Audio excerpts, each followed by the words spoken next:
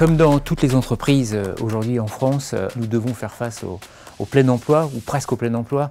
Et donc forcément, on rencontre des difficultés pour embaucher des jeunes. Pour la partie jeunes ouvriers, on a une vraie difficulté à trouver des jeunes qui ont envie aujourd'hui d'être sur le chantier.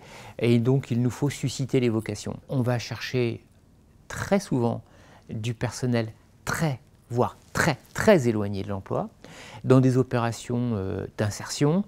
Et on se fait accompagner de structures qui ont en amont la charge de nous aider pour aller rencontrer dans les cités, dans les milieux particulièrement défavorisés, des jeunes à qui on va expliquer notre métier, qu'on va pouvoir sélectionner à travers l'enthousiasme qu'ils ont à vouloir nous rejoindre, la volonté qu'ils ont à faire ce métier, qu'ils ont à se sortir des situations un peu quelquefois compliquées dans lesquelles ils sont.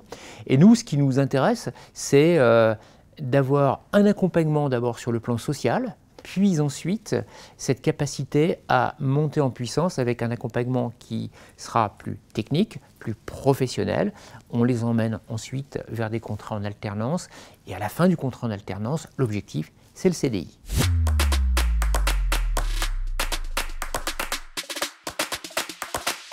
Pour les chefs de chantier, futurs chefs de chantier, donc c'est les gens qui sortent de BTS, de DUT, ou pour les ingénieurs, on est présent dans les écoles. On a de nombreux partenariats avec les écoles d'ingénieurs, que ce soit des écoles d'ingénieurs qui soient spécialisées dans le monde du bâtiment et des travaux publics ou des écoles d'ingénieurs plus généralistes.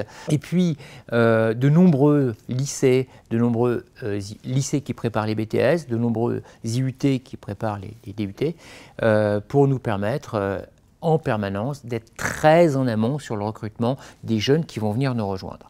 Cette créativité, elle passe aussi par la proposition d'accompagnement un peu atypique.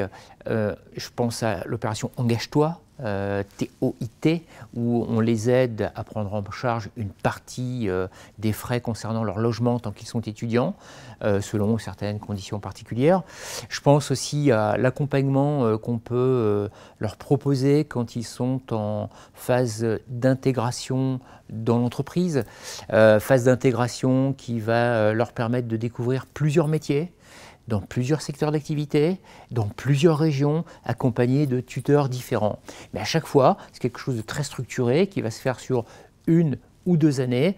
Puis à la fin, ils auront une large vision de la palette des métiers et des techniques qu'on peut proposer et ils iront dans celles pour lesquelles ils auront le plus d'appétence.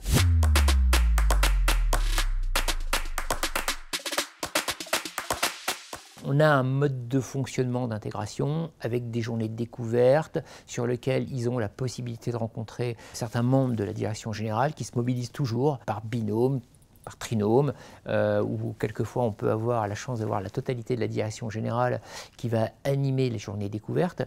Ça permet tout à la fois de faire passer les messages, de voir que chez nous il y a une vraie proximité entre les hommes. On va au-delà de ça, mesurer l'efficacité de notre intégration par le biais de rapports d'étonnement. Au bout de 3 mois ou à la fin de la période d'essai, les gens sont amenés à avoir un entretien, à répondre à un certain nombre de questions et à faire remonter tout ce qu'ils ont pu observer en bien comme en moins bien. Et là aussi, on s'appuie sur leur rapport d'étonnement pour trouver des axes de progression qui vont nous permettre d'améliorer nos process.